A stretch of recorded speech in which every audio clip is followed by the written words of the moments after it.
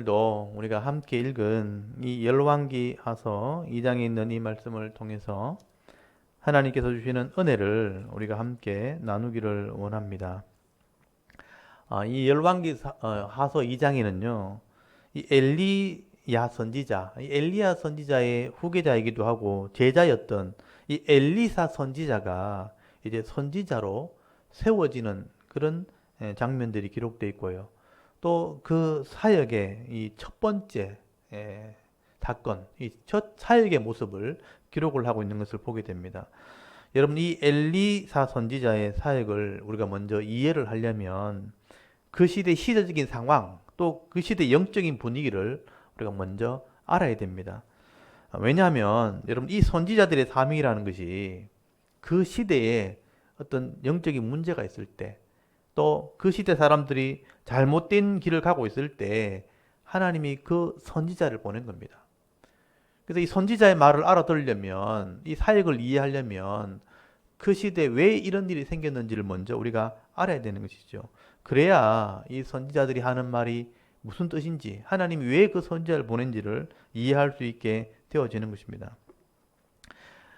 그렇다면 이 엘리야 시대, 또 엘리사 시대는 어떤 일들이 있게 되었는가? 우리가 말씀을 계속 봐왔지만, 여러분, 그 시대는 우상을 섬기는 시대가 되어버린 겁니다. 여러분, 당시에 북쪽의 왕이었던 이 아합 왕이요, 이세벨과 결혼하는 바람에 그 시돈에 있는 신들을 가지고 들어온 거죠. 그래서 바알과 아세라 신을 가지고 들어와서 신전을 만들고 또 우상을 세워서 그 바알과 아세라 신을 다 섬기는 나라로 만들어 버린 겁니다. 왕들이 섬기니까 백성들도 다 같이 우상을 섬기는 그런 시대가 되어 버린 것이죠. 그래서 하나님께서 엘리야를 먼저 보내가지고 진짜 신이 누구인가? 그래서 엘로힘은 야훼라, 엘리야란 이름의 뜻이 하나님, 야훼란 말이 하나님의 이름이 여호와예요. 여호와가 엘로힘이라, 진짜 신이라 하는 것을 보여주기 위해서 엘리야를 보낸 거 아닙니까? 그래서 하나님이 진짜 신이라는 것을 백성들에게 다 보여준 거 아닙니까? 그래도 돌아오지 않았다는 거예요. 그래서 여러분, 엘리야가 갈멜산에 올라가서 그 거짓 선지자가 대결할 때 열왕기상 18장 21절에 보면 어느 때까지 이 두 사이에서 머뭇머뭇하려느냐. 이런 백성들이요, 하나님을 진짜 신으로 믿지를 못하는 거예요. 바알이 진짜 신인지, 진짜 하나님이 진짜 신인지를 알지 못해가지고 두 사이에 머뭇머뭇하는 그런 시대였다 하는 것을 말씀을 하게 되는 겁니다. 그래서 하나님께서 이 엘리야를 통해서 아합을 심판하게 하신 거죠. 네가 심판받게 될 것이다. 그래서 아합이 지난번에 들었잖아요. 전쟁터에 나가서 죽임을 당하고요. 또 그 아들 아하시야는 여전히 우상을 섬길 때 난간에 떨어져서 병들어 죽었잖아요. 그리고 그 아들 여호람이 이제 왕이 된 거예요. 이제 엘리사 시대 넘으면서 여호람이 왕이 되었는데도 이 여호람은 정신을 못 차리고 여전히 우상을 섬기게 된 겁니다. 그래서 하나님이 또 이제 엘리사를 보내게 된 것입니다. 여러분, 이런 상황 가운데 놀라운 것은요, 엘리야가 이제 사역을 하고 엘리사로 넘어가려고 할 때 하나님께서 일하시는 모습이 나옵니다.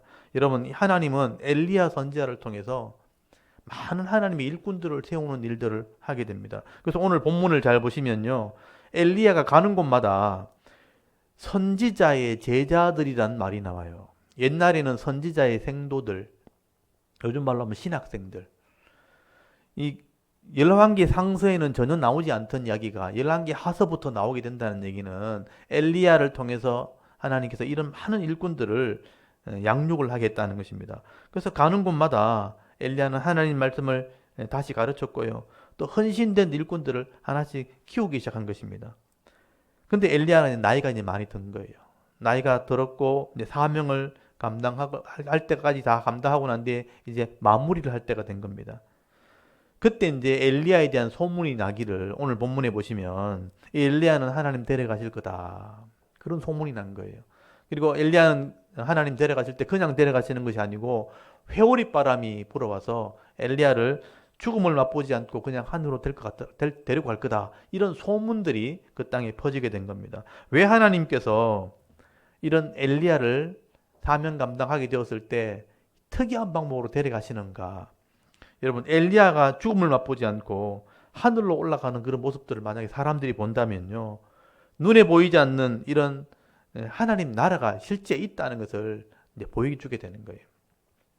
아무도 하나님 믿지 않고 하나님 나라를 믿지 않는 그런 시대에 엘리야가 죽음을 맛보지 않고 하늘로 들려가는 모습을 만약에 본다면 이 땅에 있는 게 다가 아니구나. 진짜 하나님 나라가 있는가 보다 하고 믿게 된다는 거죠. 그 하나님 나라를 보여주기 위해서 엘리야를 특이한 방법으로 데려가시는 것이라 그렇게 생각할 수가 있는 겁니다.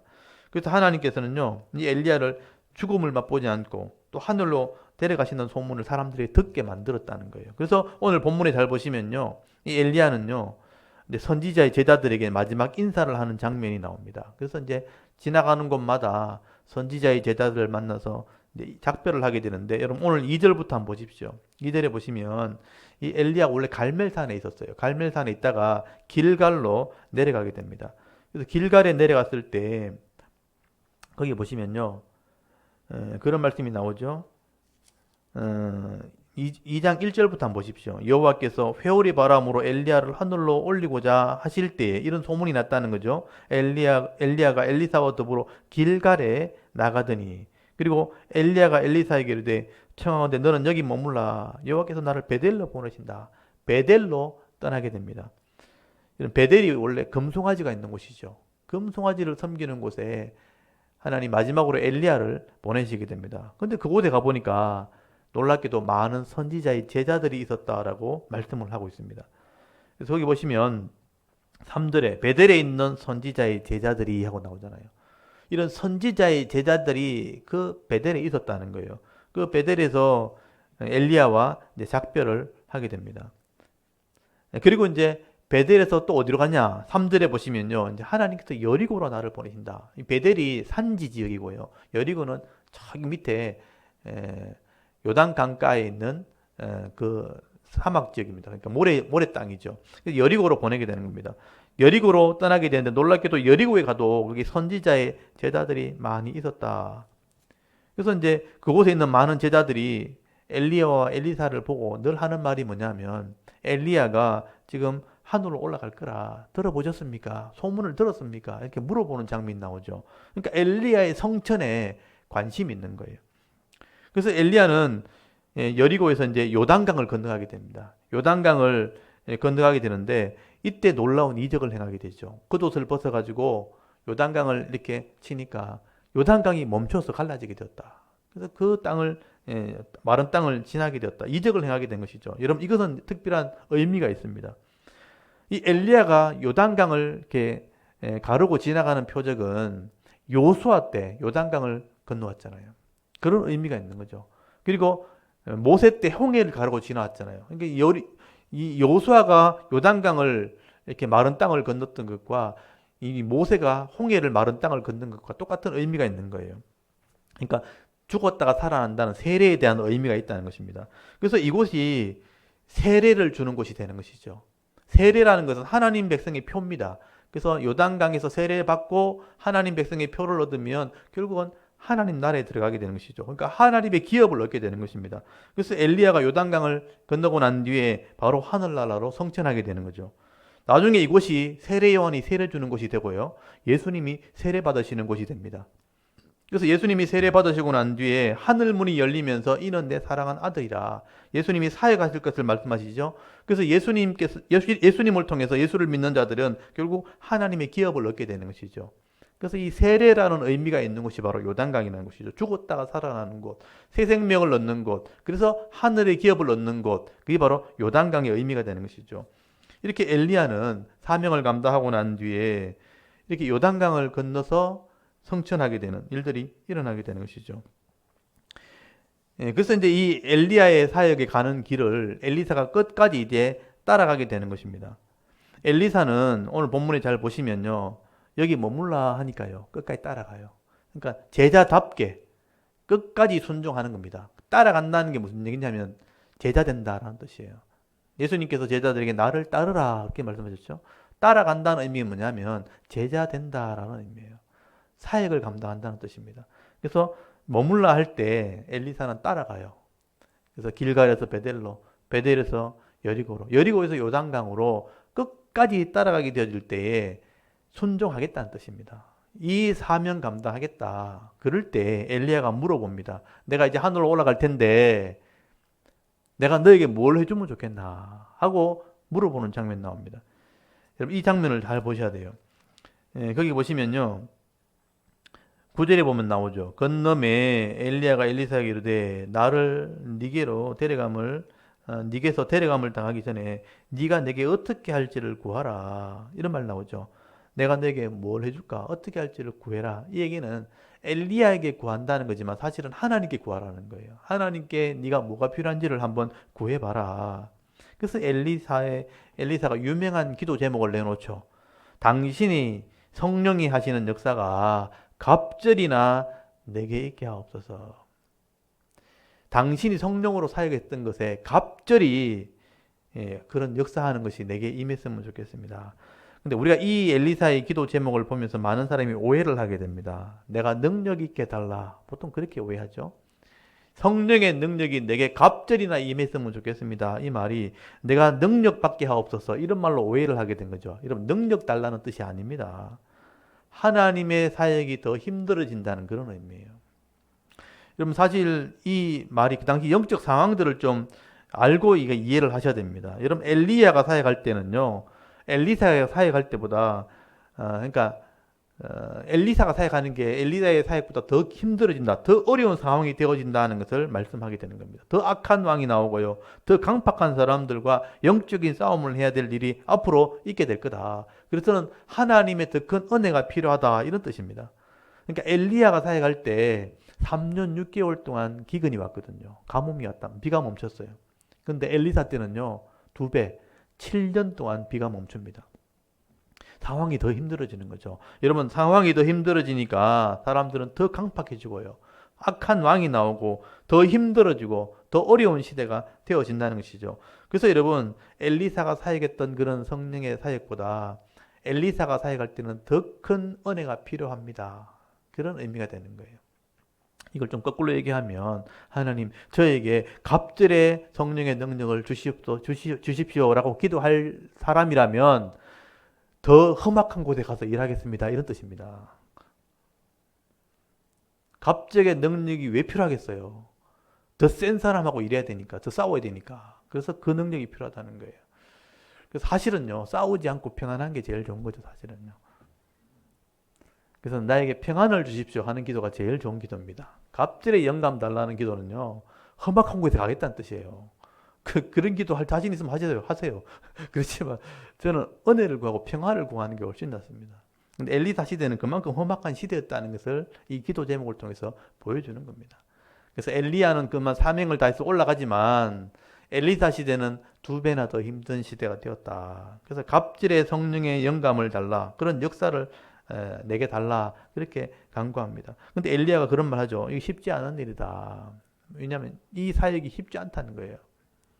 그래서 이 엘리야가 그런 말을 합니다. 하나님께서 나를 데려가는 것을 네가 끝까지 보고 따라오면, 그러니까 끝까지 나를 순종하면 너에게 그 사명을 줄 거다. 그 얘기를 한 겁니다.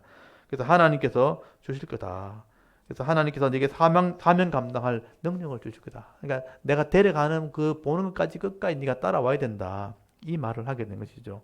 그 말 하는 순간에요. 갑자기 하나님께서 불말과 불병거를 보내십니다.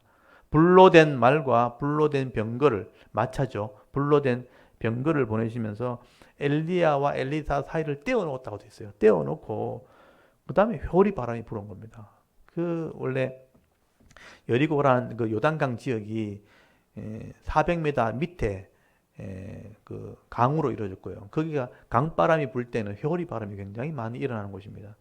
그래서 회오리 바람이 불으면서 엘리야를 데려가 버린 것이죠. 순식간에 그런 일이 일어나게 되죠.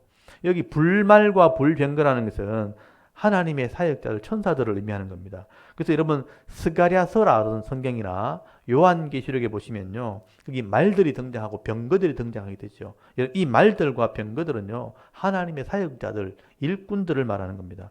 그러니까 굉장히 빠르게 달리면서 세상을 돌아보는 그런 하나님의 일꾼들을 상징할 때 그런 표현들을 쓰는 거예요.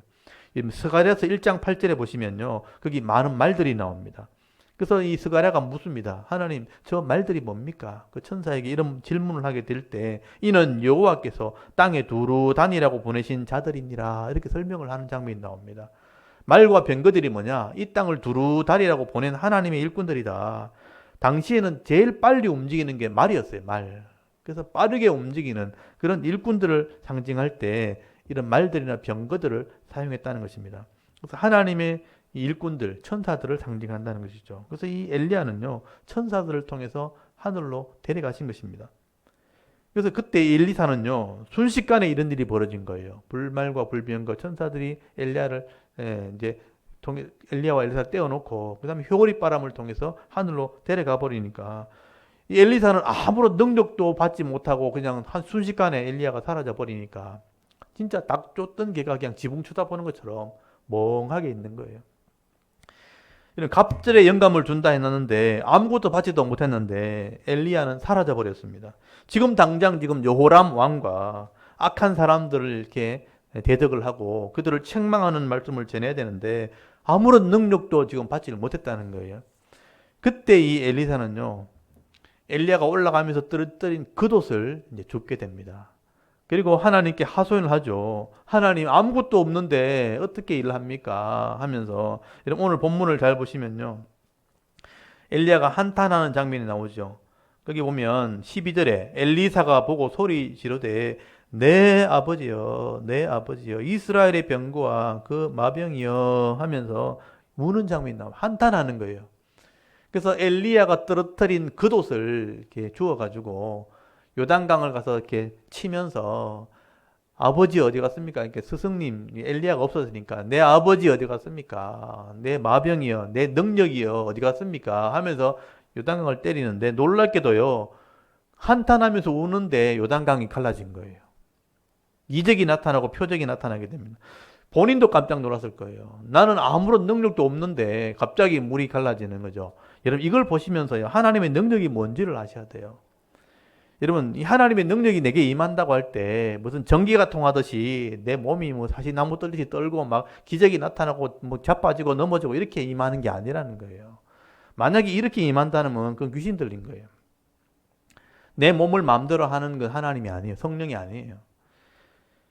우리는 이런 착각을 하게 되는 것이죠. 내가 능력이 받으려면 무슨 이렇게 능력이 임하는 것처럼 막 전기가 오듯이 막 이렇게 내 몸이 떨리든지 해야 된다고 생각하지만 사실은 그렇지 않다는 것입니다. 능력은 하나님이 행하시는 거죠. 나는 그것을 증거하는 것 뿐입니다. 여러분, 하나님께서는 영적인 존재들을 통해서 일하시는 거예요. 그냥 다만 나는 하나님이 하시는 일을 나는 증언하고 증인하는 역할을 하는 것이지 내가 뭐 이렇게 변하는, 내가 능력 있는 슈퍼맨으로 변하는 게 아니라는 겁니다. 여러분, 내가 하나님과의 바른 관계를 맺게 되어지고 내가 하나님 말씀에 순종하게 되어질 때에 하나님은요, 나를 통해서 하나님 일하시는 거예요. 그걸 내가 눈으로 보는 것이고 내가 눈으로 경험했을 때 증언하고 증거하는 것이 내 사명이 되는 것이지 내 사람이 능력 있는 사람으로 변하는 게 아니라는 겁니다. 근데 우리는 마치 이 한국 사람들, 한국 기독교인들은 사람이 변하는 것처럼 착각을 하는 거죠. 예전에 우리 유레겔라처럼 명령하면 막 숟가락도 휘주고 막 그렇게 하는 것처럼 착각을 하는 거예요. 무당들이 이렇게 뭐 사람 손대면 막 넘어지고 뭐 이렇게 하는 것처럼 능력이 임한다고 착각을 하는 거죠. 그거는 귀신이 하는 것들입니다. 그러니까 우리가 이런 현상이 나타난다면 사람을 속이는 마술사든지 아니면 귀신 들린 그냥 무당에 불과하다, 그렇게 이해하시면 돼요. 하나님의 능력은 그렇게 임하는 게 아닙니다. 하나님 말씀으로 하나님이 직접 일하시는 그게 하나님의 능력이 되는 것이죠. 그리고 이제 이런 능력이 나타났을 때 엘리야를 지켜보던 사람들이요, 아, 이제 하나님의 은혜가 엘리사에게 임했구나, 그 인정하는 장면이 나옵니다. 여러분, 엘리야가 겉옷을 가지고 요단강을 쳤을 때 엘리사가 요단강이 갈라지는 이적을 행하는 걸 봤을 때 하나님이 일하셨구나 하는 것을 알게 된 거예요. 그래서 이제 선지자의 제자들, 그 제자들이 엘리사에게 달려옵니다. 여러분 15절부터 한번 보십시오. 맞은편에 여리고에 있는 선지자의 제자들이 그를 보며 말하기를 엘리야의 성령이 하시는 역사가 엘리사 위에 머물렀다 하고 가서 그에게 나아가 땅에 엎드려 그에게 경배하고 라고 말씀을 했죠. 하나님의 사명이 엘리야에게 있었는데 이제는 엘리사에게 임했구나. 이제는 엘리사가 이 시대에 하나님의 영적 지도자가 되었구나, 일꾼이 되었구나 하는 것을 인정하는 그런 사건이 되었다는 것입니다. 그래서 이 엘리사는요, 그 이름대로 이제 사역을 하게 되는 거예요. 엘리사란 이름의 뜻이 뭐냐 하면요, 하나님은 구원이시다라는 뜻이에요. 하경이 받아 적어요. 하나님은 구원이시다 이런 뜻이에요. 엘리사라는 뜻이 하나님은 구원이시다. 그러니까 이 엘리사의 사역은 그 시대에 하나님을 믿지 않는 그런 시대에 하나님이 우리를 구원하신다는 것을 보여주는 사역. 그러니까 표적이 나타나는 거예요. 사람이 할 수 없는 일, 하나님이 하시는 일을 보여줘야 되니까 그게 표적으로 나타나게 되는 거예요. 그래서 엘리사가 구약의 선지자들 중에 가장 많은 표적을 행하게 됩니다. 이적을 행하게 되죠. 그래서 이제 이런 사역들이 앞으로 계속 나타나게 될 것입니다. 그래서 엘리사의 사역은 하나님이 구원이라는 표적을 보여주는 사역 이렇게 보시면 되죠. 그래서 이 표적이 나타났다는 그 의미는 여러분 역사적 흐름을 쭉 보면서 이런 이적이나 표적이 나타났다는 이게 이유가 뭐냐면 하나님을 아무도 안 믿는 시대란 뜻이에요. 말로 해도 안 믿고 성경을 보여줘도 안 믿으니까 기적이 나타나야 믿는 시대. 그 얘기는 하나님을 안 믿는 사람이 많다는 거죠. 이런 모세 때 이렇게 하나님과 언약한 백성이 결국 이 엘리사 시대까지 와서는요, 하나님을 믿지 않는 그런 시대가 된 것입니다. 기적을 보여줘야지만 믿는 시대. 근데 기적을 보여줘도 사실은 믿지 않습니다. 그래서 엘리사가 기적을 통해서 하나님이 우리를 구원하시는 분이라 하는 것을 보여주게 되는 거죠. 그래서 기적은 목적이 뭐냐면 하나님이 우리의 구원이라는 걸 보여주는 그게 목적이에요. 하나님이 살아계신다는 것을 보여주는 목적이 바로 믿음을 주는 것이 목적이라는 것입니다. 그래서 오늘 본문에는요, 앞으로 엘리사가 11가지 표적을 행하게 돼요. 근데 오늘 본문은 2가지가 표적이 시작됩니다. 첫 사역이 이제 물을 변화시키는 사역입니다. 여러분, 하나님을 인정하고 하나님을 존중히 여기는 사람들에게는요, 이런 은혜를 보여주겠다는 거예요. 이 표적입니다. 그래서 제일 먼저 나타나는 표적이 뭐냐면, 여러분 19절부터 나오는 표적입니다. 19절에서 22절까지 보시면 이제 요단강을 지나서 여리고로 다시 돌아오게 됩니다. 제가 지도를 하나 좀 보여드릴까요? 지금 우리가 엘리야와 엘리사가 갔던 지역을 지도로 먼저 한번 보여드릴게요. 한번 보십시오. 갈멜산, 여기 갈멜산이죠. 갈멜산. 갈멜산이 여기입니다. 여기서부터 거기서 한번 엔터를 눌러 주셔야 되겠네요. 여기 안 넘어가는 거 보니까. 갈멜산에서부터 여기 길갈이라는 거지, 길갈. 길갈에서 여기 베델이라는 거, 베델. 베델에서 여리고가 있고, 여리고에서 요단강을 걷는 거예요. 여기서 엘리야가 성천하게 됩니다. 그래서 엘리사는 반대로 올라오죠. 이렇게 올라오죠. 여기 이제 엘리야가 성천했던 곳에 이제 기념터가 있어요. 여기 실제로 가면 엘리야 여기 회오리바람이 많이 부는 지역입니다. 여기 이제 평평하게 되어 있지만 이게 요단강을 중심으로 양쪽으로 20km씩 이렇게 사막처럼 모래가 쫙 펼쳐져 있고요. 그 뒤로 400m 절벽으로 쫙 이렇게 됐어요. 그러니까 그 땅보다는 굉장히 낮은 지역이죠. 여기서 이제 여름에는 굉장히 뜨겁고요. 제가 갔을 때도 이제 40도가 넘었거든요. 여기가 굉장히 뜨거운 지역입니다. 그래서 이제 뜨거운 공기와 찬바람이 만날 때는 이렇게 회오리바람도 많이 일어나는 지역이죠. 엘리사는 반대로 올라옵니다.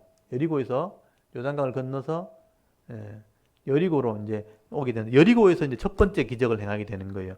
여리고에 와 보니까 여기 모래가 이 요단강가에 있는 모래가 있는 땅이거든요. 그러니까 물이 없는 거예요. 또 물이 있어도 땅이 토산이 안 좋아서 열매가 맺히지 않는 그런 험악한 땅이었다는 거죠. 그래서 여러분 12절에 보시면요, 이 여리고 사람들이 불평을 하는 장면이 나옵니다. 거기 19절 20절이죠. 19절 20절에 보시면 거기 엘리사에게 불평을 막 하게 되죠. 여기 보면 물이 나빠서 토산이 익지 못하고 떨어지나이다. 그러니까 물은 있긴 있는데 이 땅이 이제 좋지 않아 가지고 열매가 계속 맺히지 않고 떨어지는, 그래서 농사한 만큼 수고한 만큼 대가가 없는 거예요. 그래서 그런 고통이 있다. 인생의 문제를 만났다는 겁니다. 근데 여기서 중요한 게 있어요. 이렇게 인생의 문제를 만났을 때 이것을 우상에게 구하지 않고 다른 신에게 구하지 않고 하나님께 구했다는 거예요. 이게 이제 그 시대의 특이한 점이에요. 하나님이 그걸 기대하시는 거죠.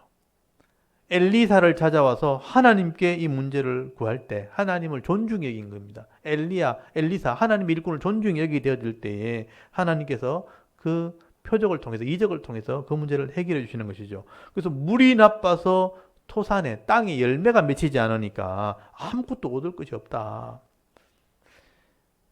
그래서 이제 엘리사에게 도움을 청하게 되어질 때에 하나님께서 해결책을 주시는데 그럴 때 소금을 담아오게 하십니다. 그리고 그 물에다 뿌리게 되어지는 거죠.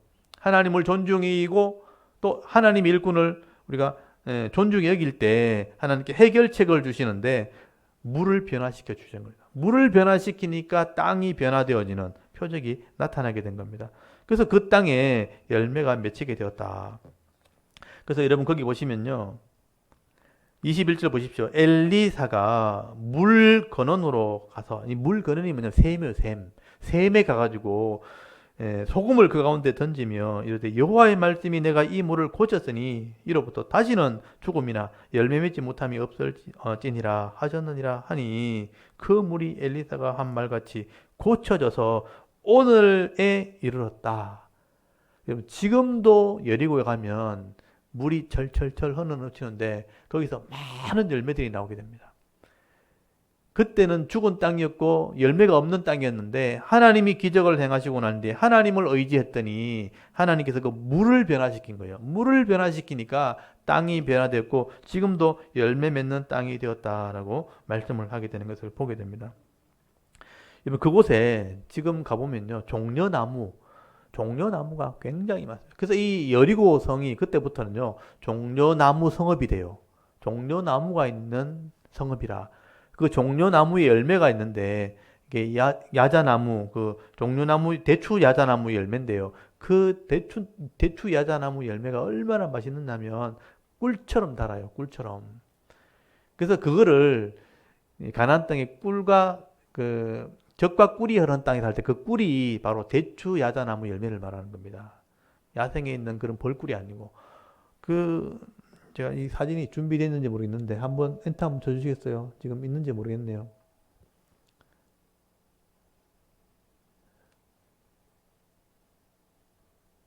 다음에 제가 보여드릴게요. 지금 이게 지금 여리고 장면만 나오는데 여기 나오네요. 이 엘리사의 샘입니다.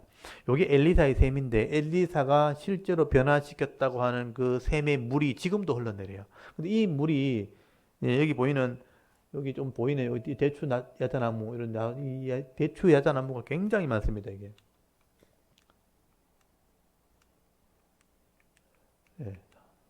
한번 지금 나무가 지금 나오는지 모르겠는데 여기 보면 그 대추 야자나무 열매가 굉장히 달고 맛있는 그런 열매가 지금도 굉장히 많고 관광 상품 파는 데 가면요 지금도 많이 판매를 하고 있어요. 그래서 여기 가면 그걸 제일 많이 사오죠.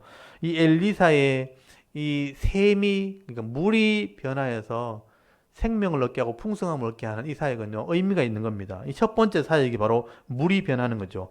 그래서 히브리어에 샘이라는 단어가 사람의 눈이라는 단어가 똑같은 거예요. 이런 물이 변한다, 샘이 변화된다는 것은 사람의 눈이 변하는 거나 마찬가지예요. 눈이 변화되어지면 보는 시각이 달라진다는 거예요. 여러분, 이 사람의 보는 시각이 달라지면 생각이 달라지고 인생이 변화되어지는 것입니다. 이런 물이 변화되어서 열매 맺는 것처럼 사람의 눈이 변하면 인생이 변한다는 거예요. 이게 첫 번째 사역이에요. 그래서 예수님께서도요, 엘리사처럼 첫 번째 예수님 표적이 뭔지 아세요? 가나 혼인잔치에 물을 변화시키는 거예요.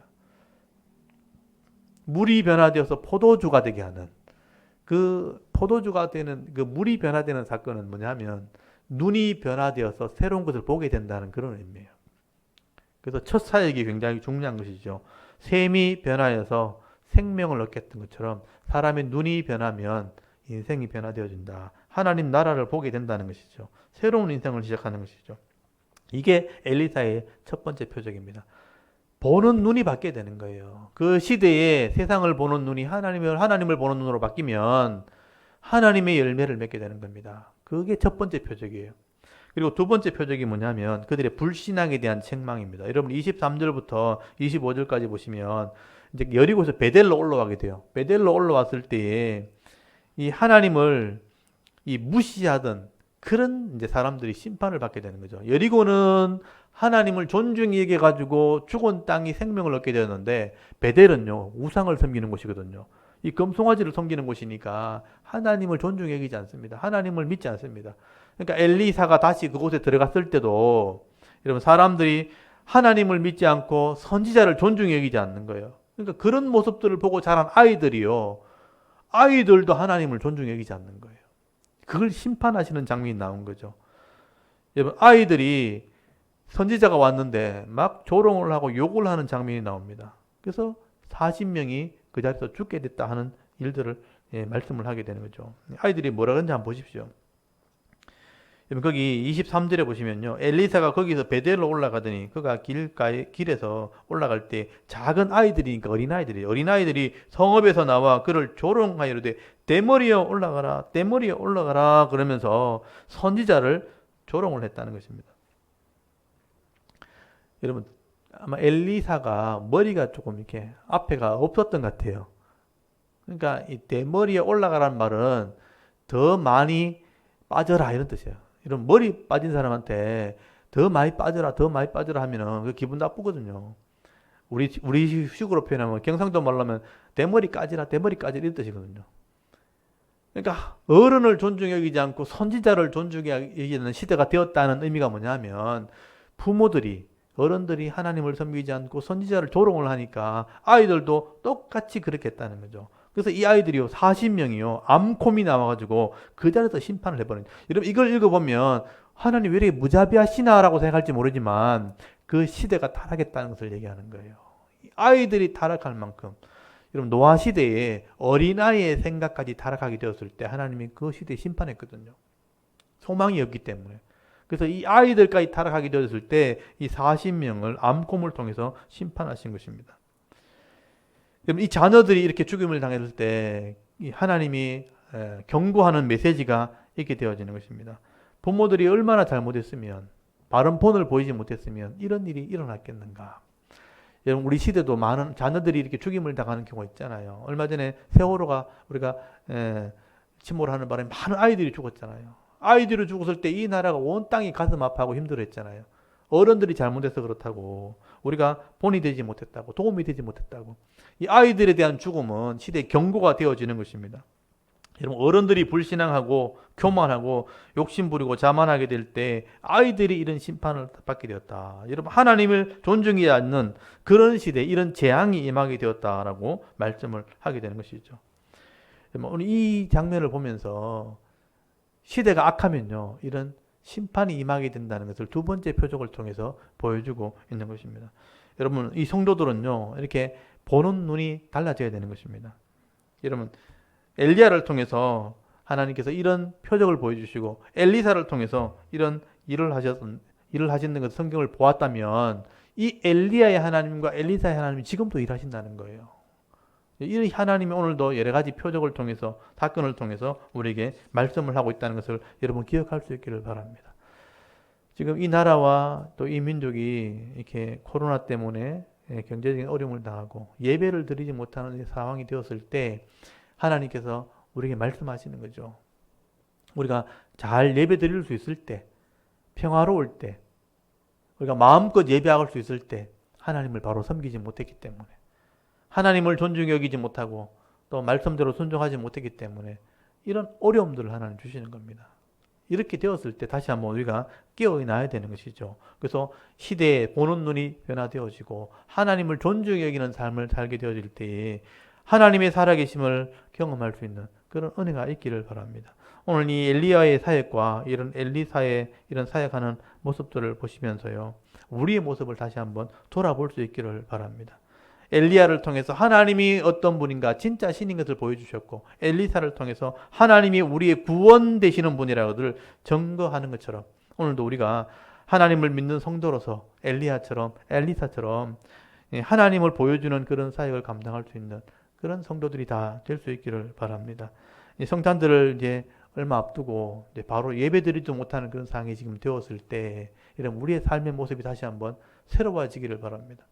하나님이 살아계시고 성도를 통해서 교회를 통해서 일하시는데 엘리야의 하나님, 엘리사의 하나님, 오늘 우리의 하나님이 되게 달라고 여러분 기도할 수 있기를 바랍니다.